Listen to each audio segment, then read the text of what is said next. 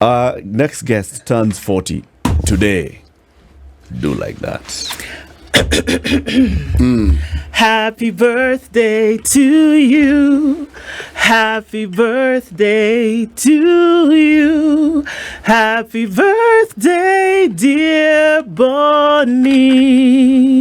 Happy birthday to you. Thank you. Hey. My heart is melting. Happy birthday, Bonnie. Thank you very much. Thank you. Boniface Mwangi. Good morning. Karibu sana Boni. Asante sana. City. Yes. The day's proverb. Proverbs for the whole of this week come from the country of Sudan. We're talking about northern Sudan. Now, before secession, in 2011, it was the largest country in Africa.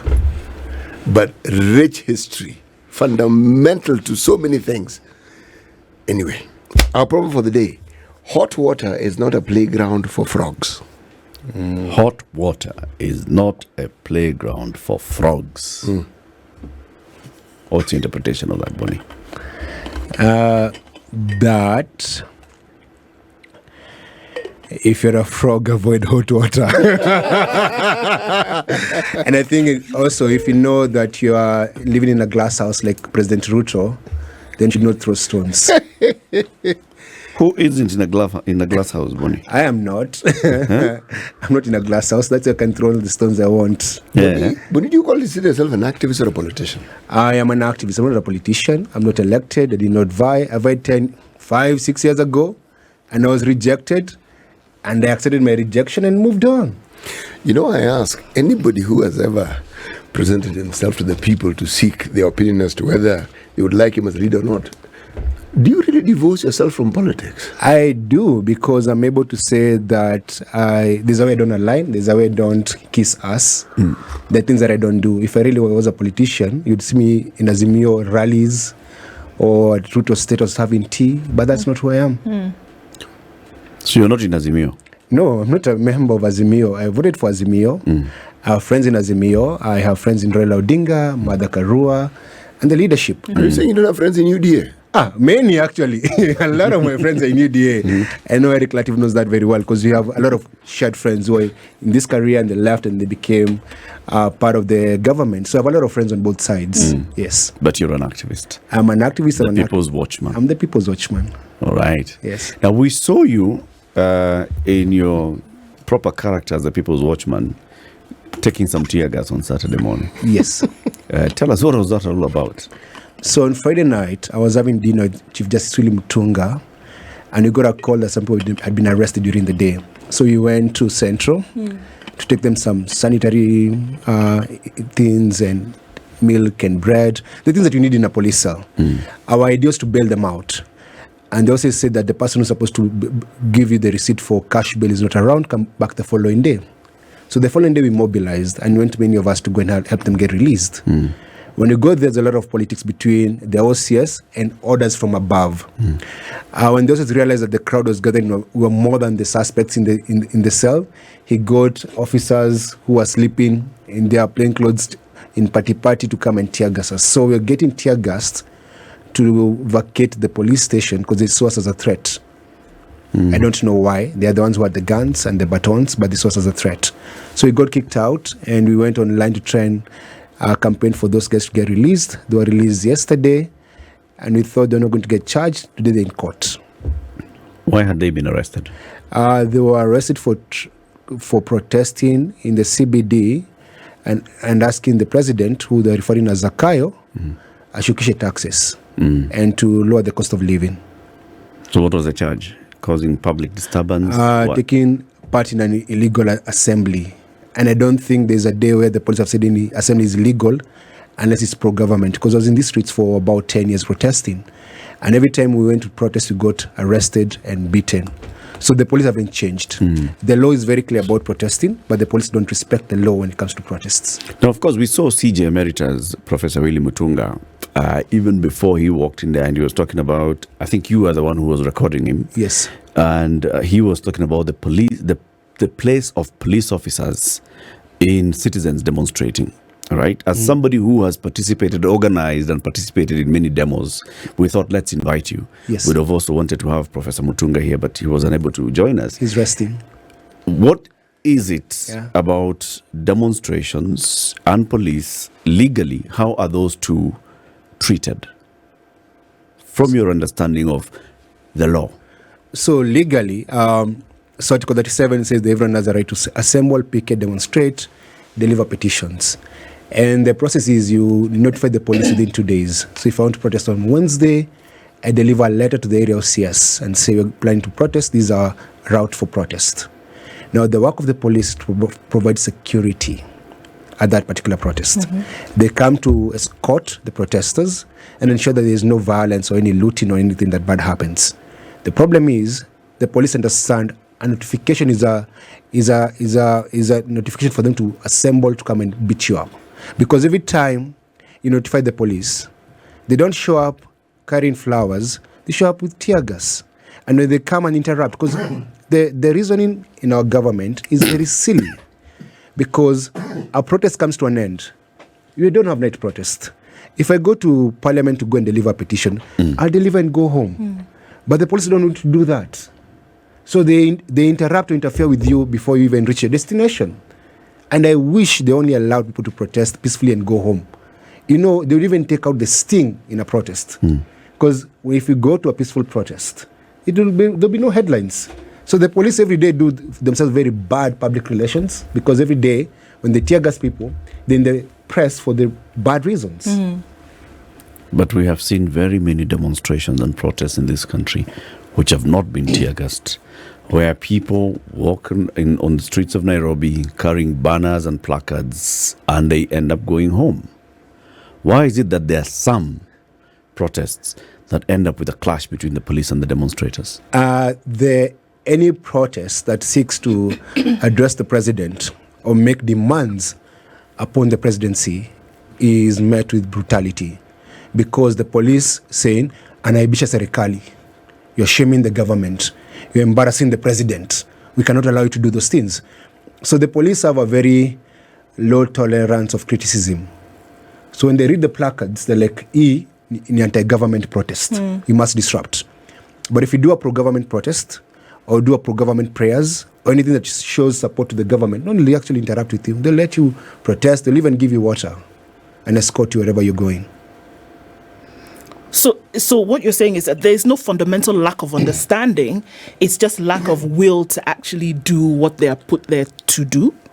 No, the police are just stupid. Oh, okay. Yeah, they are. They refuse to follow the law, then they blame protesters. One of the things that they are saying about protest is the looting, vandalism and the violence. This country has enough police officers. When the president is leaving the airport to go to State House, or wherever, if he's leaving Nairobi to go to Ngong, they line up police from Nairobi CBD all the way to Ngong. That means they can line up police officers the entire route, not to beat people, but to protect life and property. But what they do, they bring police in a very aggressive posture. They bring them to beat up people. They should bring them to protect life and property. And if they think they don't have enough officers, for a day or two, they can withdraw some of the security protecting senators, members of parliament, goat sheds of politicians, and chicken coops, and just bring them to come and protect life and property. So you have enough officers. I used to live in an estate where there was a PS living in the same estate with me. And the AP was there, used to be sent to go and buy milk by the house girl. Hiyo ndio kazi yake, na kuosha gari hapo nje. So you have a lot of idle officers who can be deployed to protect life and property. Problem is that they are deployed to go and beat up people. I don't even understand why the government wants bad PR. Let people protest. Then they go home. Those kids were in Nairobi streets yesterday on Friday. They're small kids from the slums of Nairobi. Watapiga kelele wale kwa barabara na waende nyumbani. Let them protest. And then it's just a simple thing. The other day I was sending one of the president's kids a message asking him, what is the plan for this? What plan does your dad have for this country? And I even challenged, I said, actually, I don't want to meet your dad, but I'd like your dad to have dinner with my kids so he can answer some of those questions. Because my daughter always asks me, will Kenya ever become better? Will things ever change? Every day when you're driving, you're bullied off the road. People get robbed. I got robbed last year. I lost didn't go to the police. Because the first thing you do when you go to the police, they shake you down. You walk in there, you're a victim. They want money from you. Even me. I did not go to the police. I went home, showered, swallowed my pride. I was so humiliated. Went shopping and bought new phone and new things and said, we move on regardless. You know, what you're saying has been said before with regard to the police. The police are senseless, they're unfeeling. Yet the police live in the same country as us. Yes. Yet these same police, when we don't have demonstrations and we don't have issues, are the same people who often come to situations where you've had an accident, a scene of crime. When something has gone wrong, they are relied upon to find people who have committed something wrong within the country. And we have instances where they do an excellent job. Instances. Yes. Underline that. Yes. But more importantly, I am of the view, and my colleagues have shared this view with me, that when you look at the police, you get the impression that they are victims as opposed to being the people, because the ecosystem in which the police service exists is one which would be traumatizing for anybody. Yes. And if you lived in it, the likelihood of you looking for places to release your stress and pressure, a demonstration is just perfect, tailor-made for that. All the frustrations you have in your everyday life, all the indignities that you go through. You mentioned an indignity. A police officer being sent to go and buy milk. Yes. Huh? And there's a house help who could very well go and do that. Being asked to wash a car, no, surely, that's indignity. Now, right across this country, there are people who will give very many examples. I am of that strong view. Yes. That what we see of the police is what you see of people who've been continuously abused and traumatized. So for them, it is very, very easy to meet the same on an unsuspecting public. That is my view. That is very true.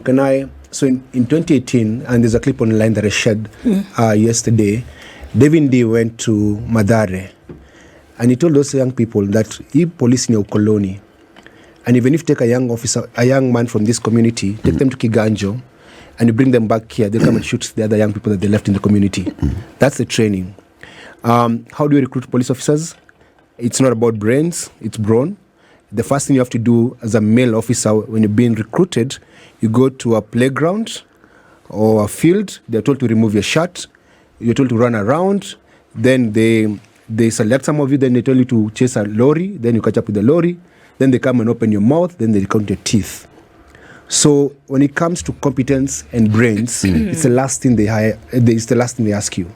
Then when you get hired as an officer, you go to Kiganjo, you're told for those 9 months, or 6 to 9 months, Rayani Adui. And that's why when a crime happens, a police officer commits a crime, they close ranks and protect themselves because they see the civilian as an enemy. They don't see as a friend. Boniface, are you sure this is what they are told in Kiganjo? Yes, Rayani Adui. And then you have to uncivilian you.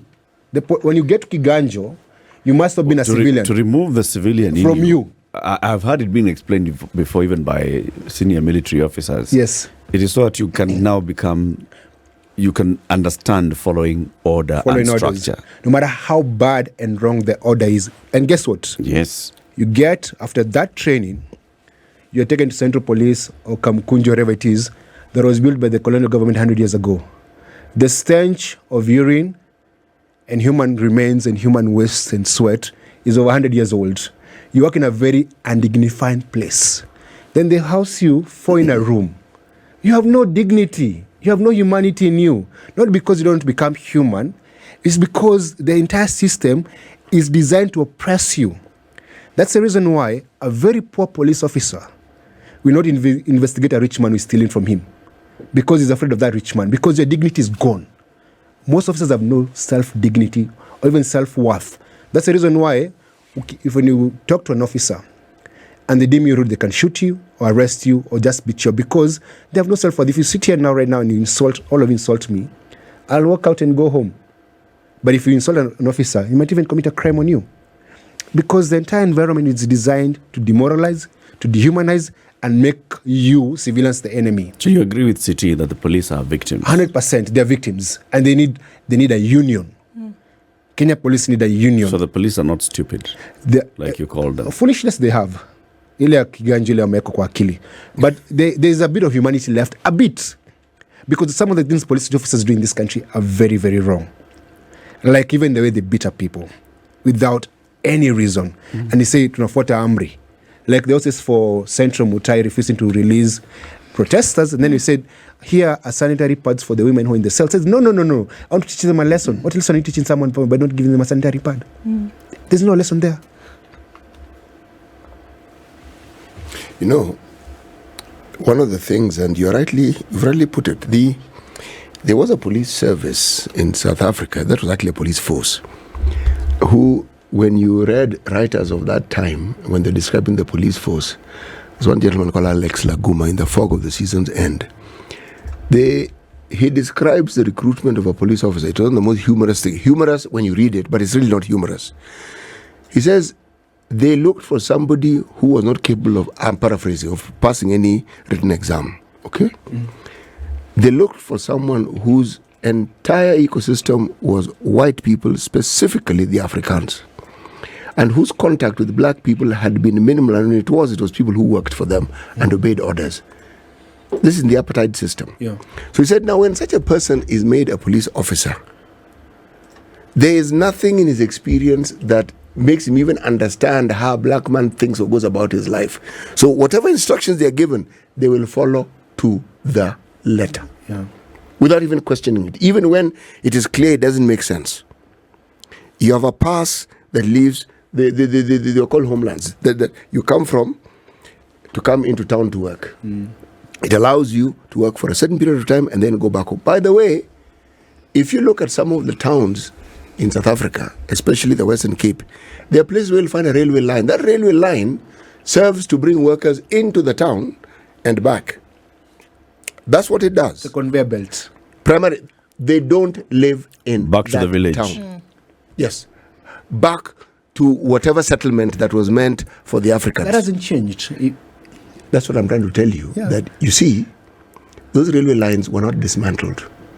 Okay? All that happened was that black people now took certain positions, but the black people who traveled to go and do that work, you think they stopped traveling to go and work in those places? No. Precisely. Now, when we look at our country, the background is not dissimilar. It's just that our apartheid wasn't given time to take root. But the thinking was not very, very different. Now, when you say you are an activist, Yes. how do you activate this process to the point where you actually get to help the very citizens of this country understand that the problem is in their thinking and in the way they perceive how things should be done and how they should go about things? Because that thinking is what leads us to elect the people we elect. It's what leads us to tolerate the things we tolerate.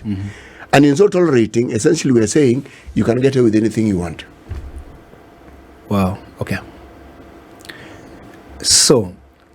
So ignorance is a big thing in this country because we don't know, we do foolish things.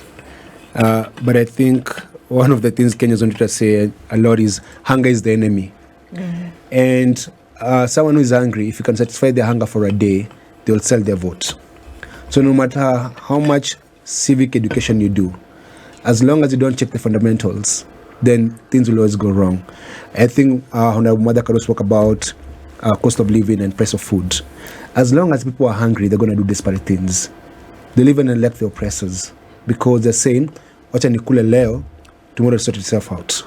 It's the same reason that we say a child comes with their own plate, wacha tu akuje. So there's this notion that we right now what we're trying to do, what we're saying right now, in a way is actually victim shaming.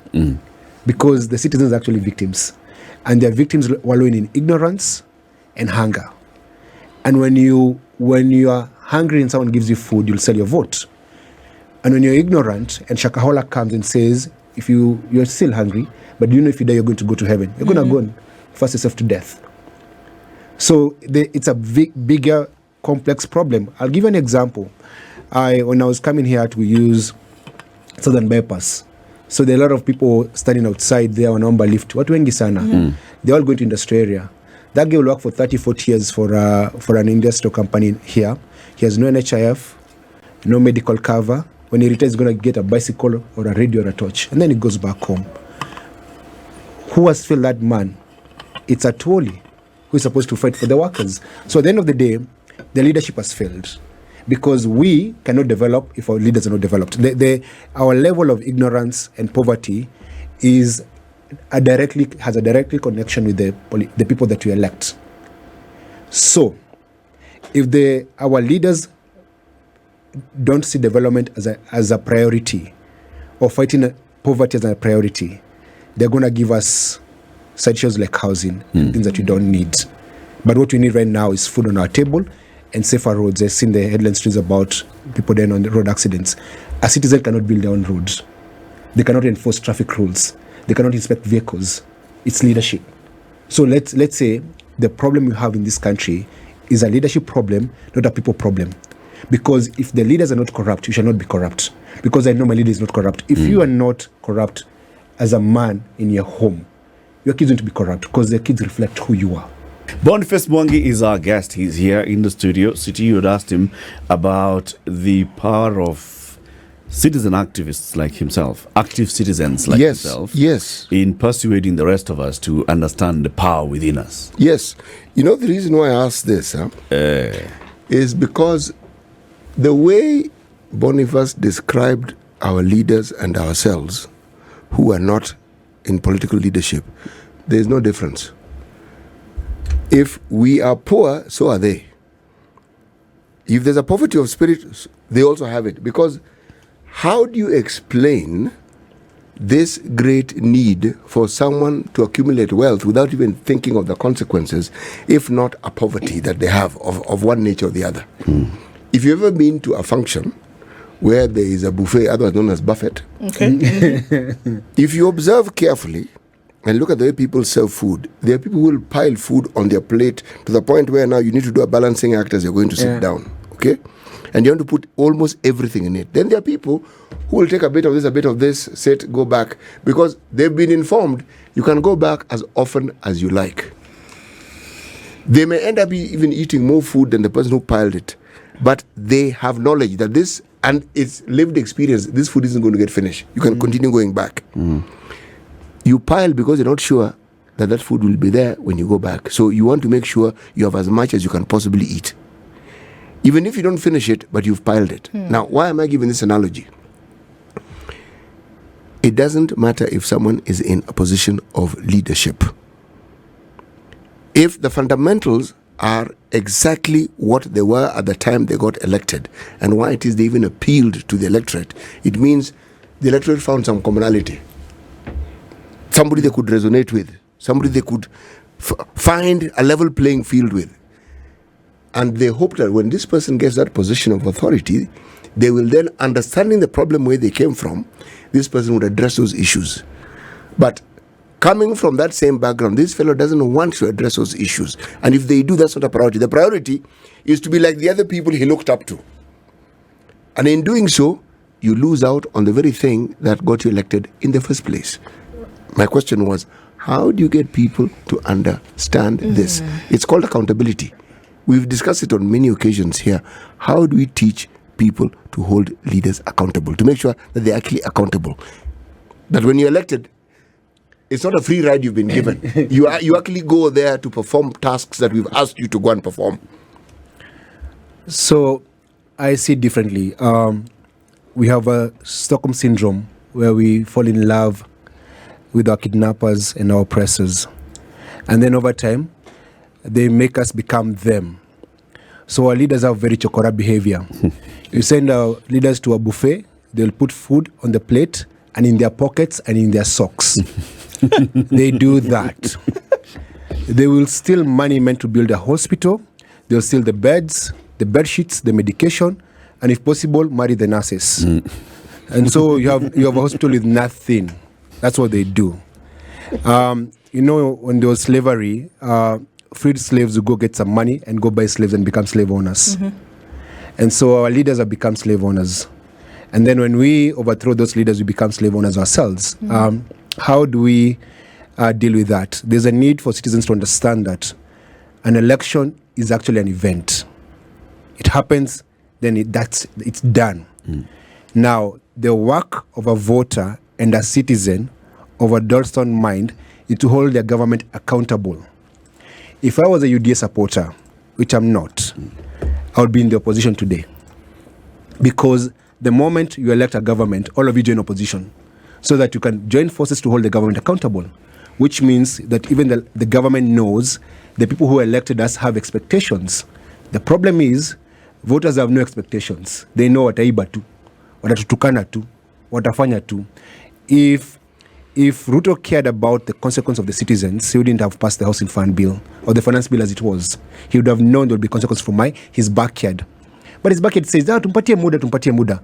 The moment a government is elected, the next day, citizens become one thing, the government becomes another thing. The citizens join hands to hold the government accountable. That means they're going to work for you. But if you do not work together, then you're going to lose. And the leaders know that these divisions between Azimio and UDA benefits the leaders, not the citizens. Because if the citizens unite, we could even make our agenda Raila's agenda. Because right now, Raila's agenda is his, then a part of the citizens' agenda. But if you are joined forces as citizens, say this is what we want as citizens, Raila would be a very good opposition leader because he knows very well the citizens demand this is what I this is what we want. Yeah. Why do you think citizens do not actually come together and then become active in this manner? Why do you think it is that people will say, okay, well, we voted. If something happened, okay, sorry. If it happens that somebody stole the vote, all right, well, I got to get up on the grind tomorrow. Why do you think there's that, There's a bit of tribalism in it. A bit. Yeah, when you hear Raila Luo supporters, Ruto Kalenjin supporters, so people say a Kalenjin should not go against the president, or Raila Luo should not go against Raila. That's a problem right there. That's not a bit of tribalism. It's a big. That's a great deal of it. So instead of issues bringing us together, tribe brings us together. So we unite on tribal formations and makes it easier for the president to actually go to his backyard and say, those guys are attacking me, and makes it easier for Raila to go and attack the president from either Kibra or wherever he thinks is a stronghold. And I was hoping that this last election was an issue-based elections mostly. Hustler versus dynasty, that was the narrative. Blah, blah. Economy versus this.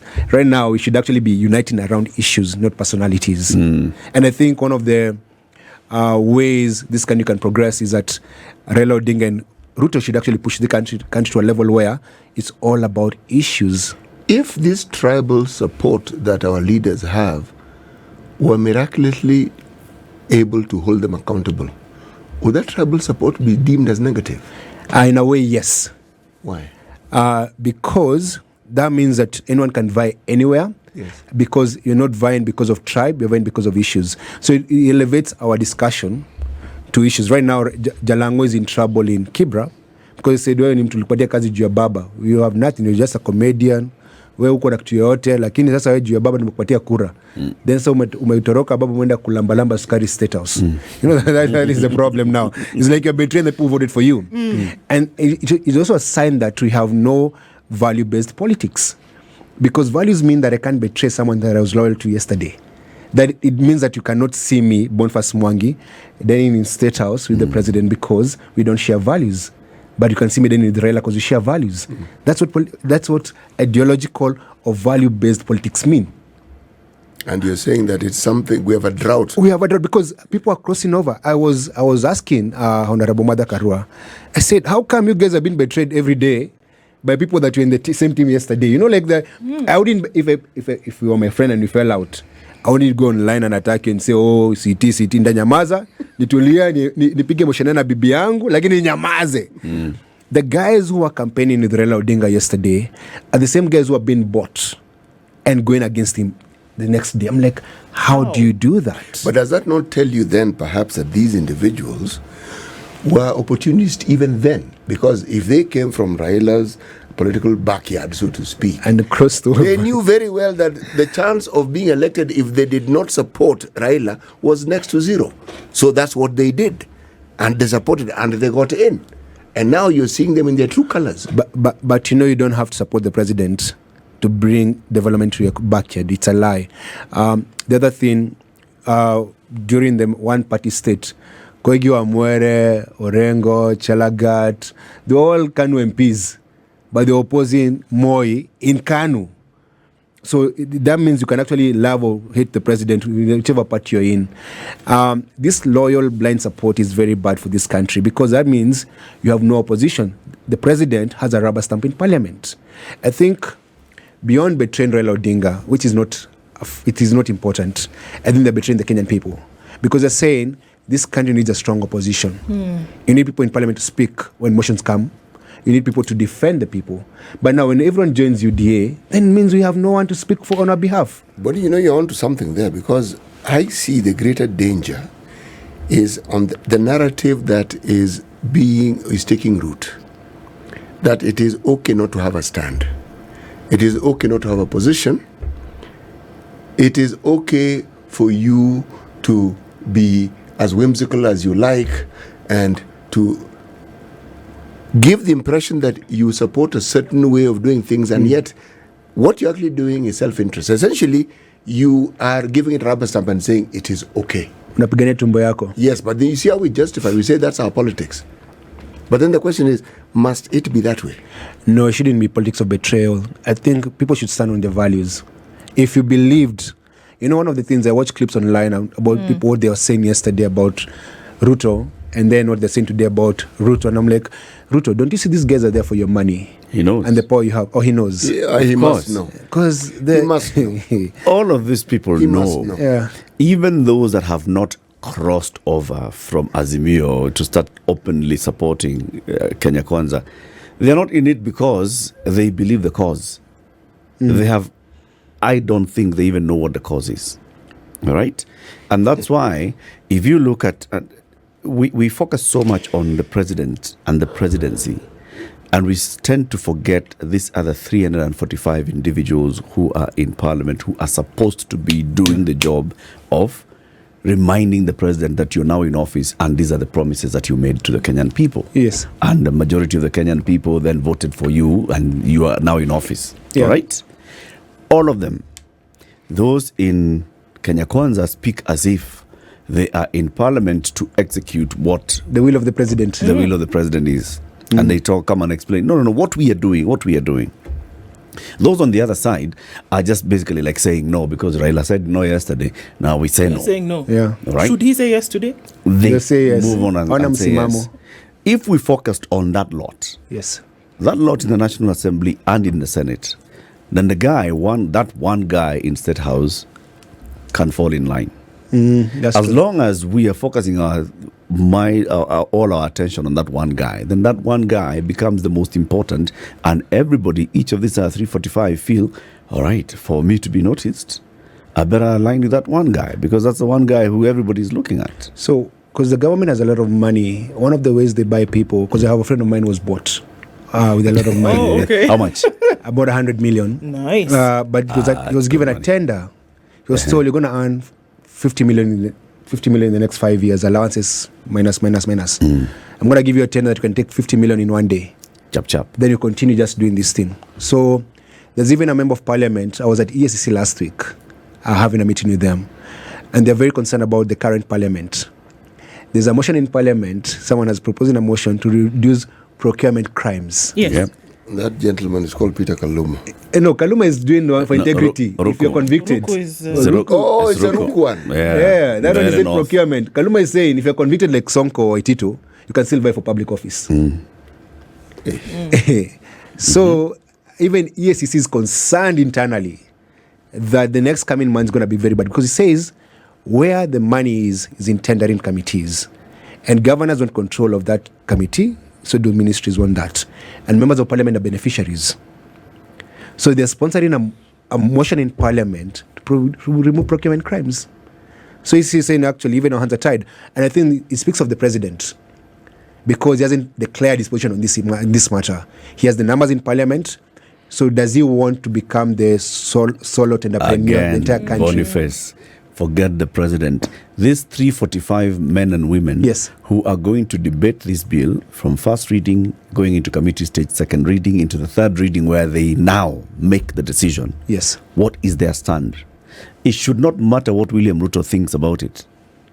In a way, it does. He has the majority in parliament. No, that's the that point, majority Bonnie. he does It not have. shouldn't. He shouldn't have the majority. Yes, Because people should be independent. exactly. Absolutely. Okay. They are members agree. of parliament. Yes. They should be voting on it because it's right or because it's wrong. wrong. Yes. Because it's their job to hold the government accountable. On behalf of This the one is not even about what the government. This But- one is but about going just by- accountability and fighting corruption and all those things. If they have a spine, then they would stand up and say, "All right, Roko."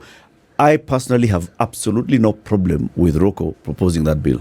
He has a right to do that. He Yes. is a member of parliament. Yes, he has a right. Bring to do up so. that debate. Let's have the debate. But going by precedence, the members of parliament put self-interest before country. Of course. That's the problem. Yes. Actually, I don't know why we keep referring to Parliament and we remove ourselves from that particular equation. We are tied to the hips. With them. Yes. Remember what Mheshimiwa Martha Karua said. If returning officers and those involved in the electoral process understood that there'd be an audit Yes. and an opening of servers after the election, they would be less susceptible to being influenced. If members of parliament knew for sure that all the actions, everything that they participate in will come on their doorstep, not in 5 years' time, within the course of a year. The same thing that we see happening with the governors. But remember, they make our laws. So they have made sure that any law that would jeopardize their position has been decently watered down. So it becomes not impossible, but just extremely difficult. It seems like a zero-sum game, always talking about the participation of the citizenry. But unfortunately, it's at the heart of it, because that citizenry suffer in silence, Yep. elect again, and then suffer more in more silence. And yet, they want to then point the finger at the president, who is doing what any politician does. Just like now, Bonnie, you were onto something when you led a demonstration. How many years ago was it? 7, 8 with the pigs. With the pigs. 2013. Right. Yeah, 10 years ago. In 10 years ago.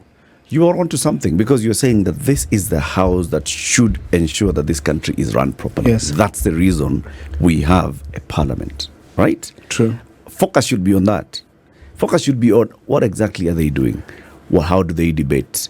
When Raila goes home and says, there are some people who have betrayed us, and this and the other. All right, so those people should actually answer and say, why was I absent from the house? Yeah. I was in the house, so what did I do? I'm a member of the budget committee. How did I contribute to this budget? I'm a member of the finance committee. What was my contribution in the finance committee? By the time the finance bill is coming to the house, members of ODM and Wiper and Jubilee were in that committee. Have you heard about how parliamentarians are bribed in the toilets? It's public knowledge. It's public knowledge now. Yeah. The thing is, Yeah. that conversation about their being bribed is a conversation about we talk about them being compromised. They are not compromised. They are waiting to be compromised. It's like it isn't too much effort. It's a question of you walikubali. It's you getting to them. You can even pay a member of parliament to ask a question about your competitor or discredit someone. I want to say this. So parliament is rotten. There's something that Ahmed Asiri has been talking about online. Corruption in the judiciary. The member of parliament knows I can get involved in corruption. I'll get a corrupt lawyer to represent me. They go bribe the magistrate and the DPP and the investigating officer. It's actually very messed up, because sometimes say, you know what, let them pass bad laws or let them steal. They'll be found guilty by the court. Yeah.